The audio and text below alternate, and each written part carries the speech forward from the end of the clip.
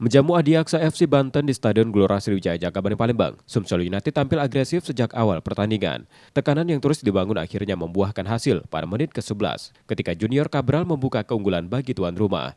Namun situasi berubah setelah Irwanto Bajo menerima kartu merah di menit ke-58.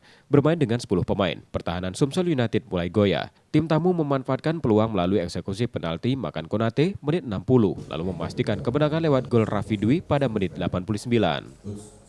Kita belum tenang aja, harusnya kan udah menang 1-0 kita lebih seru, lebih aman, lebih enjoy bermain, nggak dulu kan gitu.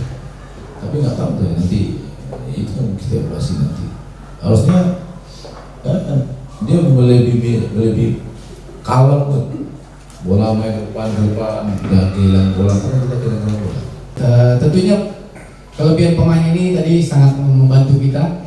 Kemudian juga saat di locker room babak pertama saya sampaikan ke anak-anak, ya, kalian bukan tidak bagus, tapi kalian kurang fokus dan konsentrasi sehingga lawan bisa menekan, bisa mencuri gol.